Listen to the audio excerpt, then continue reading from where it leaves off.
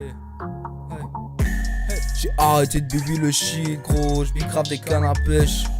Viens sur mon radeau ici, gros. J'pêche des chefs à la pelle. J'pêche en ok ma gueule. Sur mon bateau, j'suis bien seul. Hey, j'ai sorti ma GoPro, j'ai mis mon pucelio, j'ai décroché le gobio. Rien à foutre de tous ces marins pêcheurs. Sur ma boutique en ligne, viens trouver ton bonheur. Une bande de carpes, et j'en ferai mon 4 heures. Mais la notif y'a la vidéo de tout à l'heure. Mets pas le pouce vers le bas, sinon je serai mal référencé. Bonjour, bienvenue dans Trip de pêche épisode 2. Donc ceux qui n'ont pas compris le titre Trip de pêche, c'est dans le fond un trip de pêche, à quoi que le monde pense. C'est mettons, t'as de quoi de prévu une journée ou t'as rien de prévu, tu pars sur un coup de tête avec ta canne à pêche, ton coffre à pêche, puis tu t'en vas de même, whatever, sur une place. Puis ça réserve des bonnes surprises, comme ça peut être un échec. Mais c'est le but d'un trip de pêche. Fait que là, on se retrouve, regardez, là, il est à peu près. Il est 15h37. Fait que là, il doit rester environ 1 heure, 1 heure et demie de soleil. Fait que dans le fond, là, on a vraiment un vrai trip de pêche. Fait que je suis parti sur un coup de tête. Là, on a un chemin qui descend là-dedans. Puis là, on va pas pêcher là parce qu'il y a beaucoup de glace. Donc, ce que je vais faire, je vais me rendre jusqu'au pied des chutes où il y a beaucoup de courant, donc où il n'y a pas de glace. Puis honnêtement, j'ai jamais été aussi près des chutes, donc ça va être une belle expérience. Puis je suis pas mal sûr qu'avec le paysage, le coucher de soleil, ça va être magnifique. Donc ici, vous voyez, ici on a la halte de Roxton Falls, comme ça. J'ai mis ma canne, mon coffre à pêche là.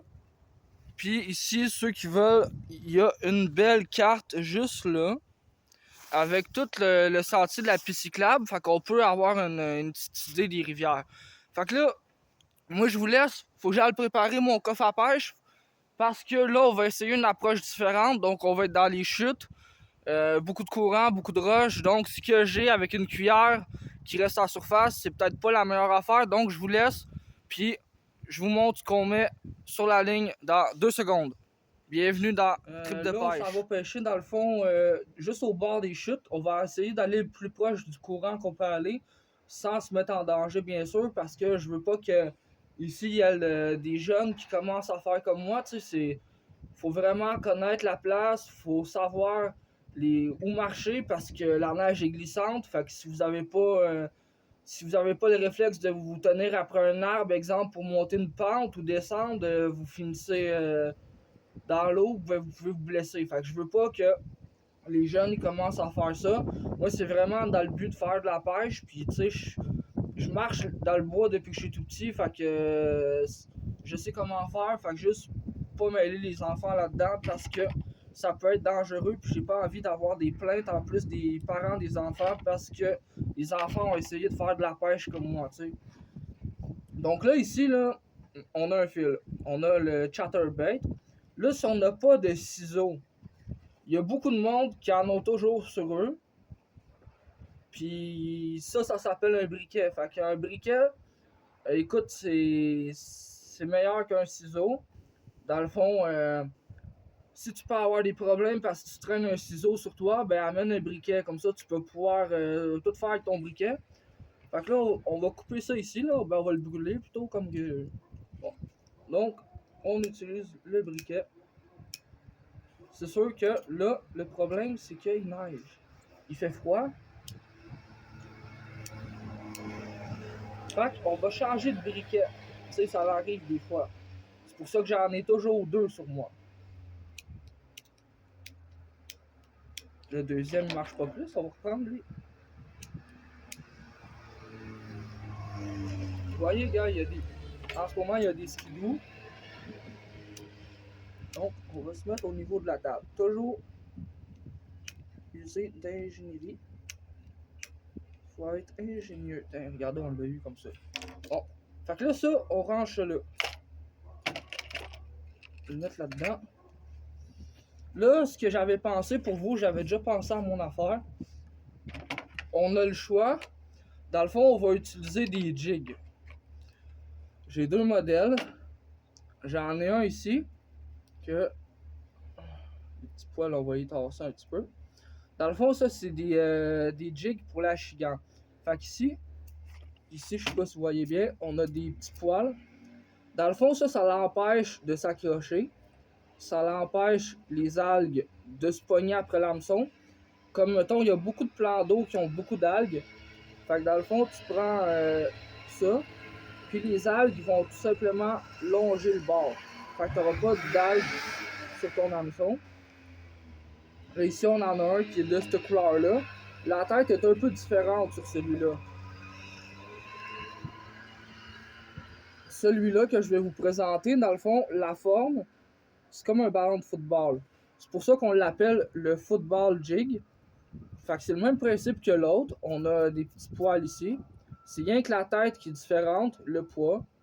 Mais au final, c'est la même chose. Donc, là, il faut que je choisisse un des deux. Fait que là, vu qu'on va être dans le courant, on va utiliser celui avec du mauve parce que la rivière est quand même foncée. Donc, on veut de quoi qui va quand même bien ressortir. Fait que je vais prendre celui-là, puis lui, je vais le ranger dans mon coffre. Donc là, on passe à l'étape du nœud, gang. Fait que là, tu prends ton fil.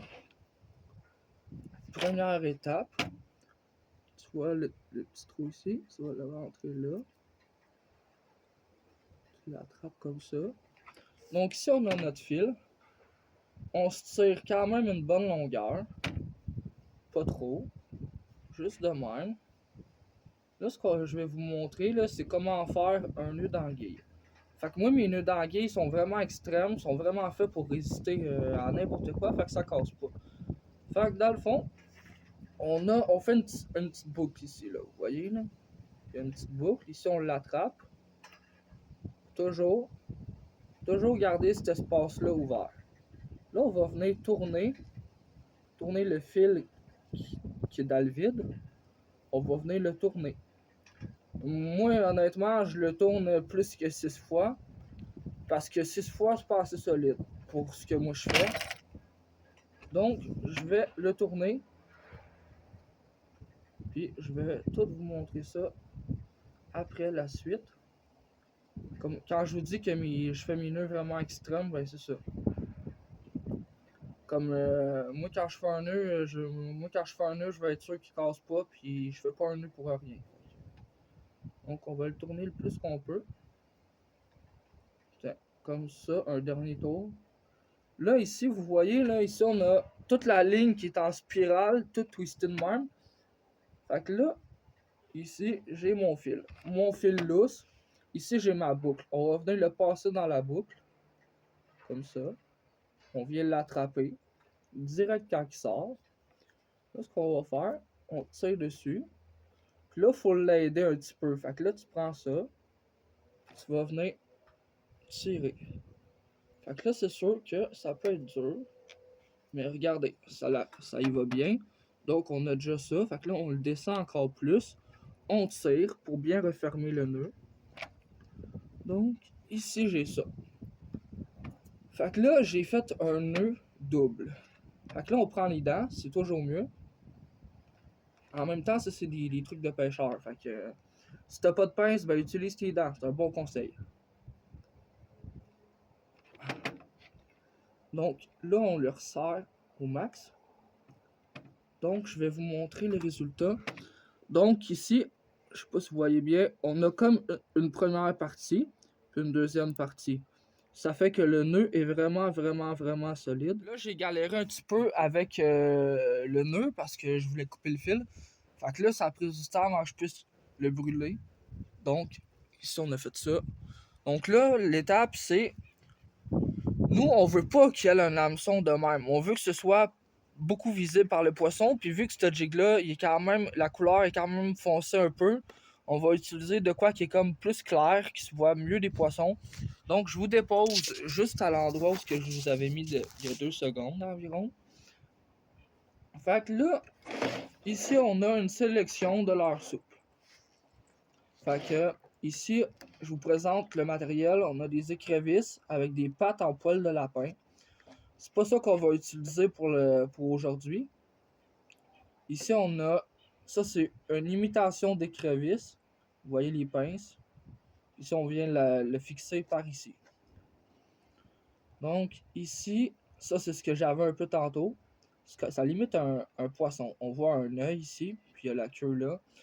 Ça c'est surtout pour quand, mettons, là, vraiment, il n'y a pas de clarté, rien. Ça ici, là, c'est comme un petit lézard, un petit crustacé, un petit bébé d'eau. Ça, on va pas l'utiliser tout de suite parce que ça serait pas assez bon. Ici, on a des petits poissons avec la queue comme pointue. Puis, on en a aussi des comme ça. Eux autres sont vraiment magnifiques. Les leurres que j'ai en ce moment que je vous montre, là, ça vient soit des États-Unis, soit de l'Ontario. Fait que moi, si je les fais venir de là-bas. Puis, regardez, il y a un bon reflet mauve. On dirait comme c'est une petite truite. Puis la différence entre ceux que je viens de vous montrer et ceux-là, c'est que eux autres sont faits pour fendre l'eau. Ils font pas beaucoup de vibrations, mais ceux-là, avec la queue comme ça, la queue va vibrer de même dans l'eau. Fait que de même, ça, là, quand l'eau passe, ça donne des coups comme ça. Fait que ça l'agresse le poisson. Ça, on a un coloris mauve avec transparent, mauve argenté. Puis ici, on a ce modèle-là. Un petit modèle comme vert olive, orange, avec des petites paillettes orange et bleu. Là, ici, on a ça. Donc ça, c'est comme un peu un genre de verre, là, avec une queue comme ça, en pointe. Puis ici, on a ça là. Donc, je vais passer à celui qu'on va utiliser pour là.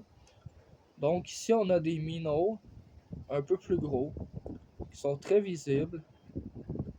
Ça limite un petit peu un petit poisson. Un petit poisson. Donc on va venir fixer lui. Là, ce que je vais vous montrer dans le fond, c'est comment faire un montage texan. Donc on va apprendre ça. Donc avec ces leurres-là, on prend les petits poils. On les prend toutes. On vient libérer l'hameçon. On vient libérer l'hameçon. Donc ici, là, il faut regarder parce qu'il faut que notre leurre il arrive comme ça. Fait que là, on prend ça de même. Fait que le texan, c'est vraiment simple. Tu piques ici. On pique là, dans le milieu. Pas trop sur le bord. Parce que on veut pas. On avance l'hameçon jusqu'à temps qu'il atteigne la courbe. Un coup qu'il a atteint la courbe, on le sort sur le dos. Donc, on va venir pousser ici. Attention aux doigts, bien sûr. Donc, on vient sortir juste là. Il faut le sortir environ au milieu. Donc, ce qu'on va faire, c'est qu'on va le sortir environ au milieu. Donc, on le sort au milieu. Ici, on va venir, dans le fond, le sortir. Là, vous allez voir que, bon, cette partie-là est comme ça en ce moment, mais elle va se retrouver de l'autre côté. Donc, c'est un peu ça le principe du texan. Donc là, ici, après ça, on va venir le sortir, le fixer comme ça. Et puis, un coup qu'on l'a bien avancé, on va venir piquer dans le leurre. On garde, mettons ici. On va venir piquer dans le leurre. Ici, on va venir l'avancer sur la tête. Donc, vraiment, pour avoir un montage style comme ceci. Donc, là, on va avoir un poisson qui est environ comme ça.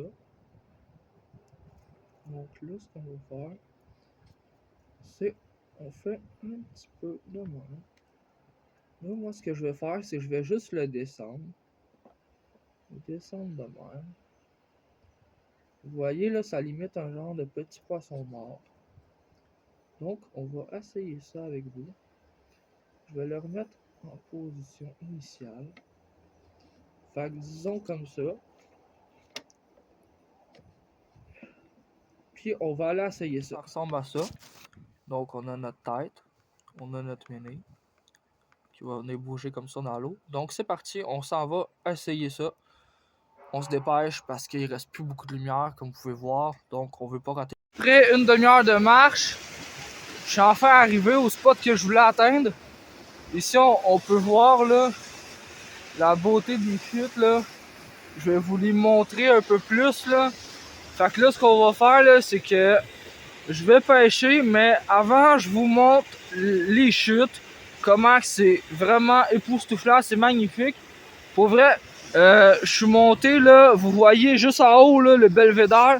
Eh bien, ça a été compliqué, mais en tenant les arbres pour pas tomber, en se trouvant des points d'appui, on arrive toujours à atteindre les endroits les plus inaccessibles. Beaucoup de monde là n'aurait jamais essayé de descendre là, mais moi, j'ai vu des lianes et des arbres solides, donc je me suis agrippé et aucun risque, j'ai zéro glissé. Je me suis rendu en bas en toute sécurité, donc je répète encore, ne pas reproduire à la maison, surtout si vous êtes des enfants. Faites pas comme moi, tu sais. Moi, j'ai pas peur de mourir, fait que... mais en même temps, vous, là, y a personne qui a envie qu'un enfant tombe à l'eau là-dedans. Parce que ici, dans le coin, sur cette rivière-là, quand moi, de ce que j'ai su, il y a 2 enfants qui sont morts là. Fait que c'est sûr, ne pas s'approcher, ne pas faire ce que moi je fais parce que j'ai pas envie que vous deveniez le 3e enfant à mourir dans cette rivière-là. Donc, on va pêcher, mais avant, je vous montre le paysage. Ici, on a tout ça. Là, c'est sûr qu'on est à côté de chez quelqu'un, mais on le dérange pas. Nous, on fait notre vidéo, on se concentre pas de chez lui. Fait que là, ici, on a tout ça là. Là, ici, on a... dans le fond, toute la zone, là, regardez, là, ça se divise comme ici, là, ça rentre en dessous des glaces. Là, ici, là, regardez là, la beauté, là. Regardez comment que la nature est belle. On a vraiment des belles chutes à Roxton. Je vais vous zoomer un peu plus, là. Regardez, là. Tout ça, là. Il y a des glaçons. Des arbres. Le courant, là, ici, là, faut pas tomber là-dedans, hein, parce que je vous le dis, là, très peu de chances de survivre, surtout en température de l'eau. Moi, je vais rester ici parce que c'est dangereux plus loin. Ici, là, je suis correct. Fait que je vais commencer à pêcher, puis on poursuit la vidéo avant que le soleil se couche. Si on commence à pêcher, il reste environ 30-40 minutes avant le coucher du soleil. Fait que je dépose le téléphone ici. Puis nous, on va commencer à pêcher sur ça. Donc ici, on voit que ma canne à pêche était bien en neige. Donc ici, on a mon jig. Je vais juste placer l'appât comme d'habitude. Donc de même. Comme ceci. On a préparé ça. Fait que là, ce qu'on va faire, on va faire un premier lancer. On va mettre le point d'appui. Puis on lance. Hey, ça va super bien ça. Avant, on va venir donner des petits coups avec la canne de même. Comme ça. On pêche. Là, je vous dis là. Bon, là, on a ramené pour pas tomber dans le fond, pogner dans la glace. Parce qu'on veut pas se pogner. Là, ma ligne. Donc, ok. Donc là, on va faire un deuxième lancer. On va essayer de lancer à un endroit mieux. Pas évident, mettons, avec la neige, la glace, la forme. Tu sais, là, le matériel, il prend une claque, hein, comme on dit. À bon québécois, là, il prend des claques, le matériel. Ouais, on va relancer là. Donc là, on espère peut-être faire un éventuel poisson.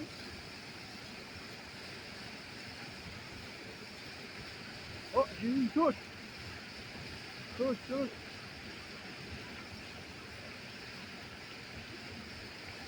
Non. Ok. On va le ramener. On a eu une première touche. Donc on va réessayer, mais un petit peu plus loin cette fois-là, de lancer. Et là, on a lancé à mauvaise place. Faire juste que... Ah ouais, c'est ça. ce que je disais, gang. C'est parti! Les problèmes commencent. Donc là, on est chanceux, là. Donc, ce que je vais faire, c'est dangereux. Mais je vais le faire pareil. Et voilà. Bon.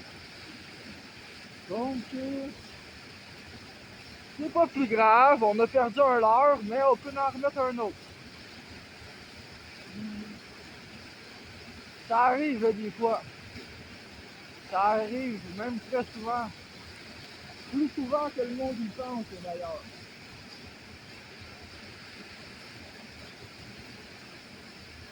Ça arrive, ça arrive, c'est normal. Bon.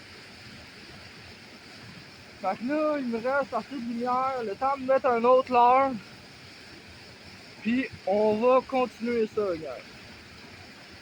Je vous le dis, là, c'est pas la fin de suite, là. Fait encore assez jour, moi je suis capable de remonter, j'ai des arbres, j'ai tout. Fait écoute, moi je vais être correct là-dedans. Et en même temps, je veux pas faire une vidéo pour que ça serve à rien non plus. Je veux pêcher au moins un bon moment.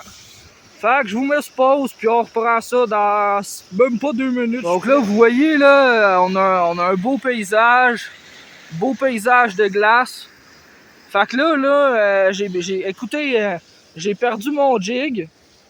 J'ai pas pu aller le chercher, fait que j'ai dû casser. Fait que là, selon les lumières qu'il y a là, on va utiliser l'aspect visible. Donc, un chatterbait fluo. Donc, on vous montre ça. On va se dire à peu près 15, 20, 25 minutes pour pêcher. Puis après ça, nous autres, je vous dis bye bye. Puis on se revoit pour l'émission numéro 3, l'épisode 3 dans le fond. Celui-là, on va le faire juste vous mettre bien à l'aise. L'épisode 3, on va vous le faire dans les prochains jours. Ben, je vais vous le faire parce que comme vous voyez, je suis un peu tout seul dans mes aventures, tu sais. Des aventures un peu hors du commun. Je vais juste vous replacer encore un petit peu pour que vous voyez mieux, là. Je veux pas que vous soyez rejet non plus, là. Bon, fait que là, ici, j'ai ça ici de même. Ça va bien. Bon, on en est venu à bout, gang. Là, je vais juste replacer mes yeux. On va lancer là où on peut aller. Non. C'était pas un bon lancer, ça. Prenez pas exemple sur moi. C'est un peu discret. On va relancer, ouais. Ah. La ligne, elle veut pas collaborer, hein. Eh ben, c'est à part celle là qu'elle va m'avoir, là. Écoutez-moi, là. Les gens ont vu des problèmes. On va en dégeler, si tu veux. Hey, gelé comme le tabarnak.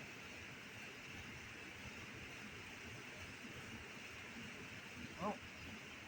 Ok. Là, on va essayer de faire un petit lancer, là. On va essayer différemment. On va lancer de l'autre bord. Donc là, on l'a dégelé, là, gars. On l'a dégelé.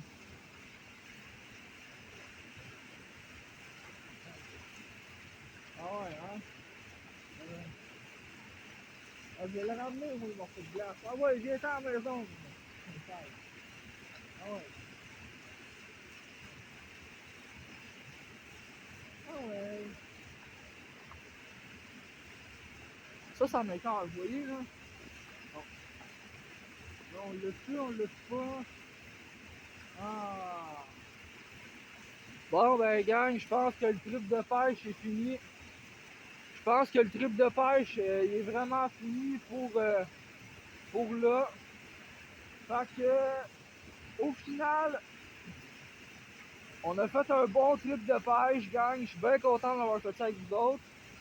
Mais quand même que je rassaillerais de pêcher là, tu vois, ça fait un jig que je perds, un chatterbait. Fait que là, je vais pas perdre toutes mes affaires dans ce trou-là. Fait que, écoutez, moi, je vous dis bye bye. Puis, je vais vous montrer en même temps le chemin de la sortie. Qu'est-ce qu'il y a comme attraction. Oh, pourquoi je démonte ça, moi? Bon, fait que c'est bon. Fait que là, je vais monter ici, là. Le chemin est un peu abrupt. Fait que moi, j'ai été bien content de faire cette trip de pêche-là avec vous autres. Même si j'ai perdu 2 affaires, écoutez, moi, demain, j'en recommande d'autres. Fait que je vous prends dans mes mains, puis je vous montre ce que j'ai à escalader pour m'en retourner chez nous. Donc, joyeux trip de pêche, gang. Là, j'ai réussi à remonter, ça n'a pas été trop dur, écoutez-moi. Là, le trip de pêche est bientôt fini. Fait qu'écoute, on a bien trippé. Là, je vais juste en profiter pour vous montrer l'endroit. Dans le fond, ici, on a l'ancien moulin qui était juste ici. Ici, aire d'observation des chutes. Là, ici, on a une halte routière. Pour ceux qui se promènent en auto, qui veulent arrêter, on a tout ça ici. Puis on peut regarder les chutes directement là. Fait que, écoutez, il fait fret, fait que le trip de pêche, il va aller une autre fois. On refait l'épisode 3 dans une couple de jours. Puis moi, je m'en vais chez nous. Fait que